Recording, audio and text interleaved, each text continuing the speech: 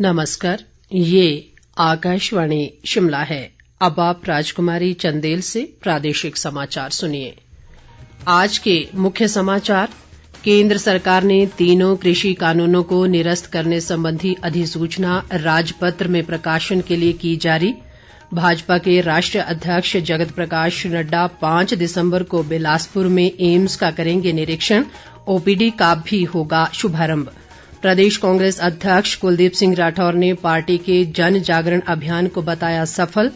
और राज्य के ऊंचाई वाले क्षेत्रों में हिमपात का क्रम दूसरे दिन भी जारी, शीतलहर बढ़ी। अब समाचार विस्तार से। केंद्र सरकार ने तीनों कृषि कानूनों को निरस्त करने संबंधी अधिसूचना राजपत्र में प्रकाशन के लिए जारी कर दी है। संसद के शीतकालीन सत्र के पहले ही दिन दोनों सदनों में इन कानूनों के निरसन संबंधी विधेयक पारित किए गए थे। प्रधानमंत्री नरेंद्र मोदी ने 19 नवंबर को राष्ट्र के नाम संबोधन में घोषणा की थी कि 2019 में बने इन कृषि कानूनों को संसद के मौजूदा सत्र में निरस्त कर दिया जाएगा। प्रधानमंत्री ने ये भी कहा था कि कृषि से जुड़े सभी पहलुओं पर विचार करने के लिए एक समिति का गठन किया जाएगा। विधानसभा अध्यक्ष विपिन परमार ने शीतकालीन सत्र के दौरान अधिकारियों को कोविड प्रोटोकॉल की पूरी तरह से अनुपालना सुनिश्चित करने के निर्देश दिए हैं। विधानसभा सत्र 10 से 15 दिसंबर तक धर्मशाला में आयोजित किया जाएगा। धर्मशाला में आज सत्र की तैयारियों को लेकर हुई बैठक में विपिन परमार ने बताया कि सत्र के दौरान स्वास्थ्य सुविधाएं और कोविड जांच के लिए विशेष स्थान चयनित किया जाएगा। उन्होंने सत्र के चलते विधानसभा परिसर की सुरक्षा व्यवस्था सहित ट्रैफिक प्लान भी तैयार करने को कहा है ताकि किसी भी स्तर पर असुविधा न हो। राज्यपाल राजेंद्र विश्वनाथ आर्लेकर ने कहा है कि डॉक्टर भीमराव अंबेडकर के आर्थिक, वित्तीय और प्रशासनिक योगदान को कभी भुलाया नहीं जा सकेगा। वे आज विज्ञान भवन नई दिल्ली में अंतर्राष्ट्रीय अंबेडकर कॉन्क्लेव 2021 के प्रथम सत्र की अध्यक्षता कर रहे थे। इससे पहले राष्ट्रपति रामनाथ कोविंद ने इस कॉन्क्लेव का उद्घाटन किया। इस अवसर पर राज्यपाल ने कहा कि केंद्र सरकार ने डॉक्टर भीमराव अंबेडकर के सम्मान और उनके काम को आगे बढ़ाने के लिए जो अभियान चलाए हैं वे सराहनीय हैं। उन्होंने कहा कि वंचित वर्गों के उत्थान को प्राथमिकता देने के लिए केंद्र सरकार के प्रतिनिधि बधाई के पात्र हैं। भाजपा के राष्ट्रीय अध्यक्ष जगत प्रकाश नड्डा 5 दिसंबर को बिलासपुर में एम्स का निरीक्षण करेंगे। इस दौरान वे एम्स की ओपीडी का शुभारंभ करेंगे। केंद्रीय स्वास्थ्य मंत्री मनसुख मांडविया, केंद्रीय सूचना व प्रसारण मंत्री अनुराग सिंह ठाकुर और मुख्यमंत्री जयराम ठाकुर समेत कई अन्य गणमान्य लोग इस दौरान मौजूद रहेंगे।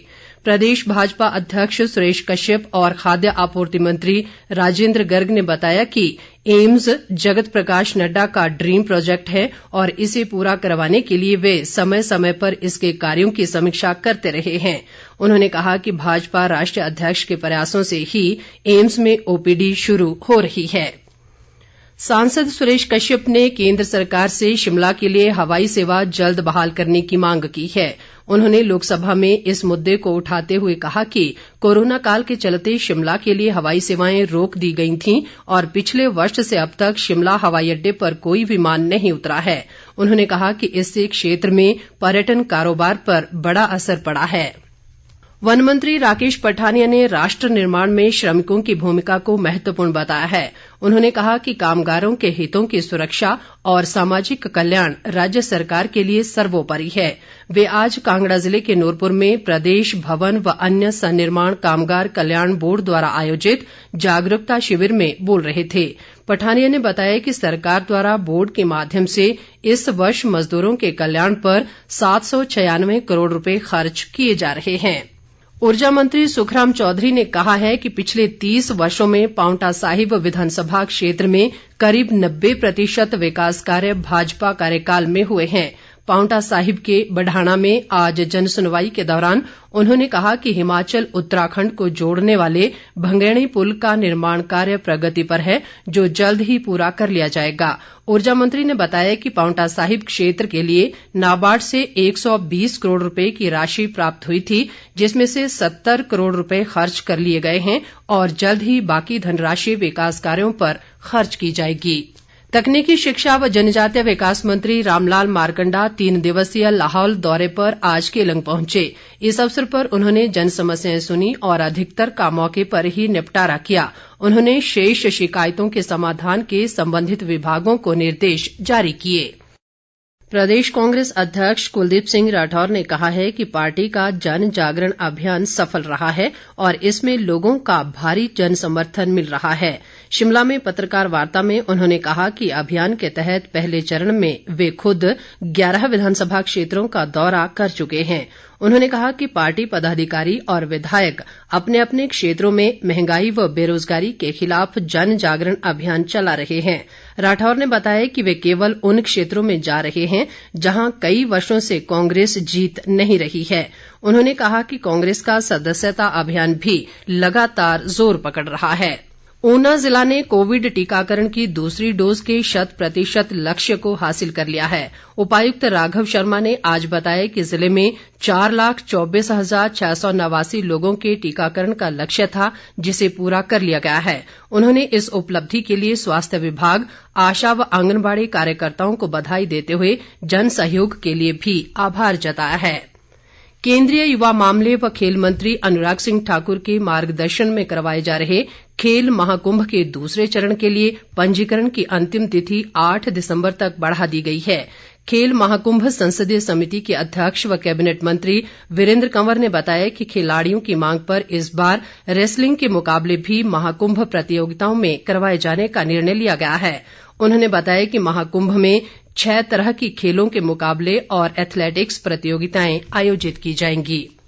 प्रदेश के अधिक ऊंचाई वाले क्षेत्रों में हल्के हिमपात का क्रम आज दूसरे दिन भी रुक रुक कर जारी है। इसके अलावा ऊपरी इलाकों में कुछ स्थानों पर हल्की वर्षा भी हुई है। मौसम के इस मिजाज से पूरे प्रदेश में शीतलहर बढ़ गई है। जनजातीय जिला किन्नौर और लाहौल स्पीति के ऊपरी इलाकों में बर्फ की सफेद चादर बिछ गई है। केलंग से हमारे संवाददाता के अनुसार कुंजुम दर्रा, बारालाचा और सप्तऋषि की पहाड़ियों पर हिमपात का क्रम जारी है। अत्यधिक ठंड के चलते स्थानीय लोगों को पेयजल किल्लत का सामना करना पड़ रहा है। बर्फबारी से तोद घाटी में सड़कों पर फिसलन के चलते बस सेवाएं भी प्रभावित हुई हैं। रोहतांग दर्रे सहित मनाली व कुल्लू जिले की ऊंची चोटियों पर भी दोपहर बाद से हिमपात जारी है। मौसम विभाग ने अगले 24 घंटों के दौरान कहीं कहीं हल्के हिमपात व वर्षा की संभावना जताई है।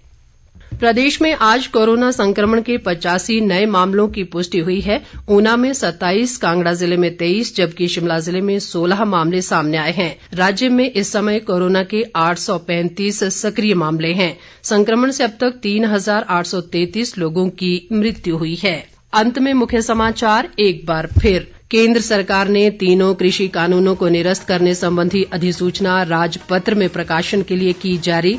भाजपा के राष्ट्रीय अध्यक्ष जगत प्रकाश नड्डा 5 दिसंबर को बिलासपुर में एम्स का करेंगे निरीक्षण। ओपीडी का भी होगा शुभारंभ। प्रदेश कांग्रेस अध्यक्ष कुलदीप सिंह राठौर ने पार्टी के जन जागरण अभियान को बताया सफल। और राज्य के ऊंचाई वाले क्षेत्रों में हिमपात का क्रम दूसरे दिन भी जारी, शीतलहर बढ़ी। इसके साथ ही ये समाचार बुलेटिन समाप्त हुआ। नमस्कार।